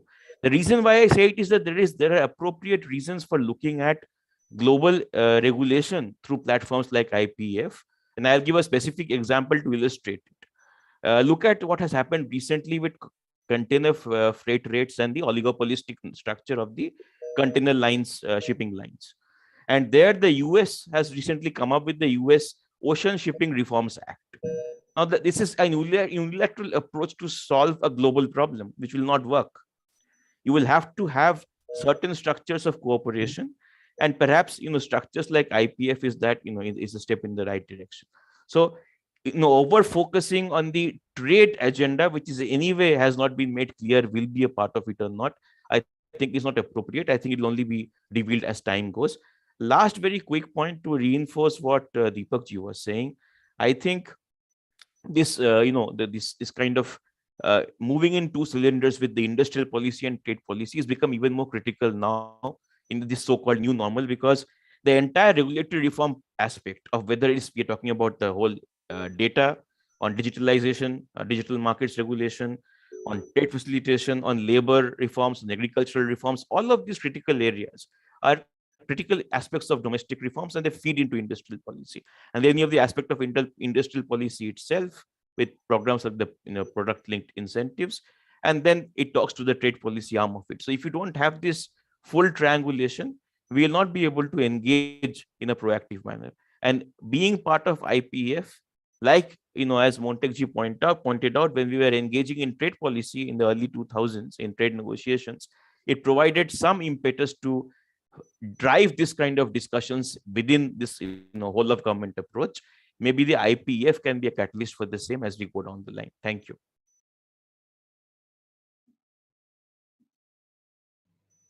Who else would like to comment? Gopalji, please. Briefly, I just want to underline one thing is that as Mr. Ahluwalia said, that raising custom duty had been counterproductive, and for our MSME sector, we have seen that sometimes increasing the commodity prices had become a counterproductive, and government is moving towards slowly reducing it. Second thing that I want to mention here is that as Mr. Mehta also said, that taxation is a part of this IPF, and that's very exciting for all of us, because one thing I would like to mention here is some of the global wealth drain, people migrating from one country to other country, is because of difference in the taxation, whether corporate or individual, etc. So if this negotiation is an important area where we can work on at the international level. So our taxation is required to be aligned with the global level so that some kind of shifting of wealth drain does not take place. And this is an important area where we can work. The third is at the domestic level, I think the government is also focusing, and we also need to focus through our institutions where ESG compliance companies balance sheet should be made so that investment, etc., also can come. So 3 points that I would like to say. Thank you very much. Would anybody else like to comment, Badri? So just a very brief point actually about the the free trade agreements in general and IPF in particular here. Of course, it's not a trade agreement, but still, the point about India's increased participation in these trade agreements is you can think of it in two different ways. One way is to be aggressive and get more and more market access and expand our trade horizons. It's one way of putting it. The other way of more realistic way of thinking about it is that we have lost a lot of opportunities in terms of trade diversions, because many other countries have had such agreements and taken away some of our potential export opportunities there. And now by being part of some of the trade agreements, we are minimizing those losses basically. So we are minimizing some of those trade diversions that happened in the past by getting into this. And this is in response to Dr. Amitabh's point, a very, very important point that she made about not the need for not to fear China in these agreements. So in fact, the very purpose of many of these agreements is to compete effectively with China, because by getting all this preferred market access, reduced tariffs and barriers and so on, we are in a level playing field with China, because China has already accomplished some of those agreements already. And now when we get into these agreements, we also get into a same level playing. So the limited point I want to make is that these agreements are not only for expanding our trade opportunities, but also to reduce the kind of isolation that we have faced to some extent in the past. Thank you. Anybody else? Deepak ji? I don't know whether we have any more questions from the audience. At least I don't see any in the chat box. Deepak ji, carry on, please. No, I don't have anything to add. Thank you very much for this invitation. It's a pleasure to be here. And I'm glad that there's so many ICRIER and former ICRIER panelists here. So thank you very much. Nothing more to add.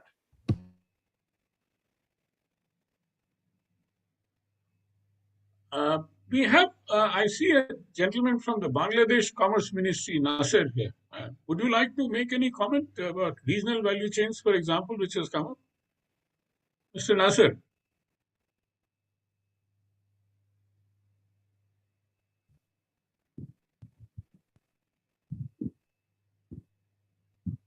I don't think, well, he was here possibly and is not there on the table anymore. May I just... Please. One point, I'm reminded of it, because as the last point on services and movement of professionals that was being made, movement of professionals, by the way, was included in the comprehensive agreement that India has with Japan. But it was also observed, that as it did not really result in an increased amount of movement, increased number of movement as far as professionals are concerned, because there were other non-tariff barriers that were brought in. So, one has to recognize that it's not so easy to be able to get absorption into the other professional space of another country, even if it is included as a provision in an agreement. There were problems as far as visa granting was concerned. There were problems in terms of language and assimilation in the society. Cultural differences were considered. So many of these have been cited in terms of people who did or wanted to move across as a consequence of the India-Japan Comprehensive Agreement. Thank you. Thank you. Just a reaction to that, Pradeep ji, if I may, 30 seconds. Please. So, Amitabh ji, one of the things we have always failed to recognize is that as far as Mode 4 is concerned, movement of people is concerned, what these agreements actually do is essentially make a commitment to the existing regime. Right, so they are not improving the regime that already exists, like agreeing to the applied tariff rate that you already have in place. So there is nothing extra being offered when a country commits to Mode 4. So nothing changes in terms of the people they're allowing or the categories they're allowing or the visa and consular regulations that are in place. Because not only in the case of Japan, where there are legitimate points, as you made, about cultural assimilation, language, etc., but even in the case of Malaysia and Singapore, similarly comprehensive agreements where Mode 4 was negotiated, we did not see an increase in the number of people going there for the same reasons, that nothing substantially changes on the ground. You're simply locking your existing regime into place and saying, I will not become worse than this. I'll remain at the level of openness that I am. So that's one of the reasons why, and you will never get more than that in Mode 4, exactly for the same reasons Montekji pointed out. These are there are significant consular and other reasons, and I think post-pandemic those have only been aggravated. Anyway, we are moving to a Mode 1 model. I mean, most of us are working from home. A lot of us are working from home. The entire business models for the industries where we would want to, where your skilled labor would want to be exported, that is transferred. That's why I was, underlining this whole point about the new, paradigm shift in technology that is happening in production models and consumption models, both for manufacturing and for services. And the whole digital aspect and the data aspect is so central to it. If you think about computer-aided manufacturing, if you think about 3D printing, if you think about remote manufacturing, all of which are no more aspects of science fiction, they are mainstream technologies that are being used and will ramp up substantially, transforming the way supply chains work today.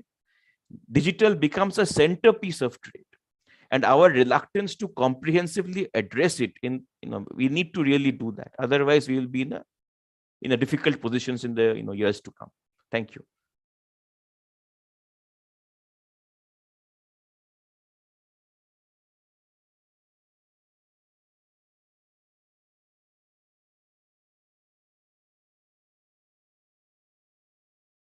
So you're on mute, Pradeep ji.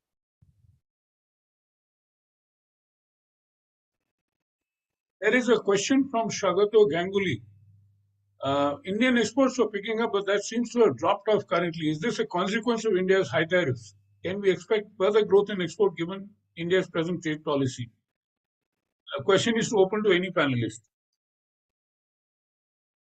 I don't think it is a one can directly ascribe causality to India's high tariffs for our fall in exports. There are multiple factors at play over here, and in terms of actually increasing our exports with our current trade policy, I think a lot needs to, and I would defer to Deepak ji and Amitabh ji on this.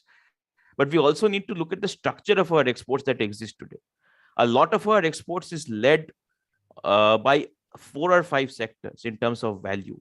That has changed a little bit over the last 5-6 years, but has not changed substantially. We export mostly petrochemical products, pharmaceuticals. We export some engineering goods, and then there is a whole range of textiles, yarn, fabric, and a big chunk of gems and jewelry, which is in between the value chains there, and that remains our export basket largely.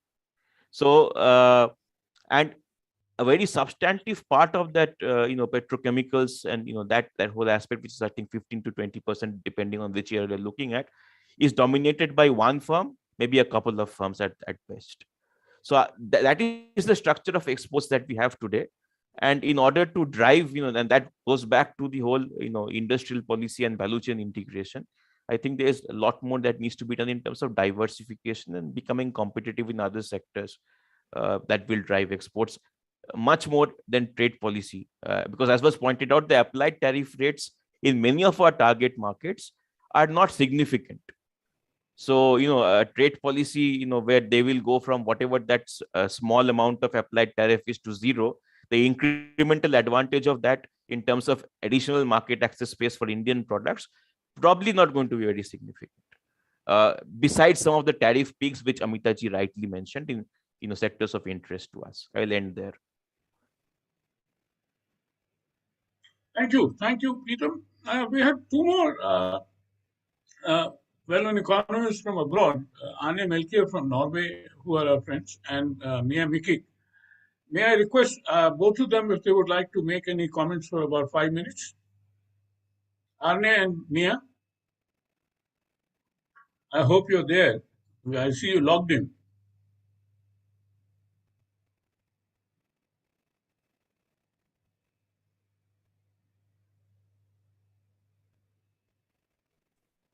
The microphone. Okay. Okay. Thank you very much, Pradeep, for. Arne, yes. Yeah, go ahead. Go ahead, please. Okay. So thank you very much for inviting me to this very interesting discussion. So let me just come with a brief reflection from the small country in Europe that kind of benefited from China's growth in the sense that they drove up our commodity prices and drove down our import prices. So in this sense, Norway, we phased out our textile industries in the 1960s, so we were less severely kind of affected by the rapid industrial growth of China. So of course, we are all shocked by the events during the last years, the kind of the trade policies of Mr. Trump in the USA, which led to a confrontation with China. We were waiting for Mr. Biden to kind of overcome this antagonization with China, which has not really happened. So in a way, some of the perceptions under Trump has been inherited. And I perceive that American trade policies are kind of still in a kind of quagmire with kind of strong domestic political forces limiting the margin of maneuver in trade policy. So, of course, the confrontation with Russia has led to a further escalation of this securitization of trade, which you had under Trump with the steel tariffs, etc. So my kind of maybe naive perspective from Norway is that we have not exploited the potential for dialogue and the use of the multilateral system. I think there is something to be achieved with China, for example, in the field of subsidies. So with a serious dialogue in the field. So my kind of signal, since the arrangement is about US power politics in the world, is that we should not support maximum antagonism with China. We need a dialogue with China within different fora, and then we have to pursue different tracks. So in a way, that is my reflection, that we should keep the door open for dialogue. I also think that the experience of the last 30, 50 years is, of course, that Asia has been the engine of the world economy with the fastest growth. That can also happen in the future decades. So the policies related to Asia are of key importance for Europe, USA, and of course for the Asian countries. Yeah. So that's my message. A little. Thank you, Arne. Thank you very much. Mia, are you there? Mia.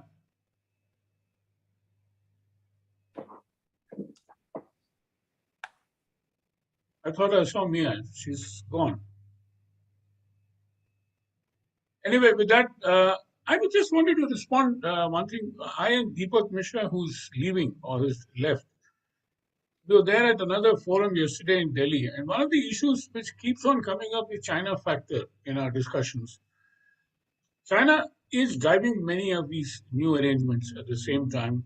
There are challenges that we face not only in the area of trade, but also climate change. And therefore, what we need to understand is, can we ignore China? If we want multilateralism to progress, and of which all these are parts and components, we'll have to keep China inside the room and not outside the room. Outside the room, they will only become more spoilers. And for keeping them inside the room, then we'll have to think about how do we become frenemies rather than enemies. That's the other thing. Okay, fine, we can't become friends, but let's not remain as enemies at the same time. One way or the other, the MC12, for example, at the W2 which happened, we had this problem of Russia and Ukraine, yet people met in the negotiating rooms in order to push forward the fisheries subsidies agenda. People were worried whether you can have a fisheries subsidies agreement without Russia in the room, and it finally did happen. So if people decide that, look, in spite of the fact is that there is animosity or anathema, you cannot ignore each other. You have to bring it inside the room and then take a very clear view, whether it's compartmentalized or comprehensive. Then how do we move forward in this thing? And as I said, one of the things which the Indian Prime Minister, Honorable Narendra Modi, has said very clearly, and of which we are great supporters, is how do we boost multilateralism? And for that, the agreement at the WTO was a great achievement, that at least it did not backslide. It has moved forward. Climate change is the next issue. Now, this issue is coming up in the G20 meeting, which will happen in India next year, of which India is the president. And so that was the issue where I and Deepak were there at a meeting yesterday organized by a civil society forum in order to guide India as to what would happen. And that is the point which I made, is that you cannot ignore China. And ignoring China would be at your own peril. Let's not forget, they still are a large part of the global economy, large part of the global population, and large part of the global geography as well. Having said that, we have to live with that. I don't know what is happening in Taiwan, for example. And we can keep on talking about many of these things. Saber rattling will continue. At the same time, we cannot ignore having a dialogue with China. Thank you very much. And may I request Bipul? Bipul, are you there? Bipul Chatterjee? Bipul? Yeah, please. Last remarks. And before that, I must thank my colleague Advayot for having organized this, or did all the background work for this particular event and other events before, and there will be other events in the future as well, which I'll come to. Bipul, over to you. Thank you. Let me thank all panelists, Dr. Mr. Ahluwalia to begin with, and of course others for this fascinating discussion. I think we have got more inputs from it rather than as against finding answers to some of the questions which are there in our mind. And getting these inputs are also important in order to make incremental progress on this debate and discussion on how we can have better trade integration. And Mr. Mehta has repeatedly referred to another debate which is going on in a number of our forums, where I think Mr. Martin Wolf, he has summarized it very, very nicely the other day, I think yesterday, that what India should do. So if we can follow those on Deepak Mishra's comments. Yeah. If we can follow those things, of course, there are political barriers or political hiccups, I would say, that will arise. More than that, I think is which all of us need to understand, particularly our political class, current regime, is all these reforms are good. The content there is no issue with the content, but it's the process of reforms. That's where I think we are faltering. We need to be more open, more consultative with the larger set of people, including civil society organizations. Of course, there'll be some lunatics. We know who they are, and we can ignore them. That would be a good thing to do. But there are also sane voices who we need to engage with in debates and discussion.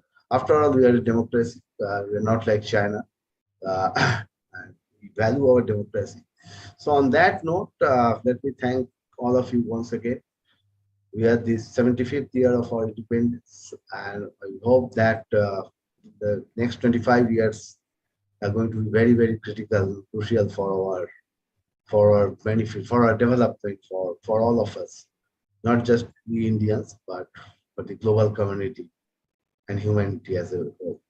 On that note, Bipul, just one postscript to what Bipul said. As I said in my opening remarks, there's another article which has been written by Monteg, India's Trade Policy, based upon Amitabh's book, excellent book which is recommended highly, and so are we going to recommend, except it is priced very high, and I hope she gives us one. 12,000 rupees, my God.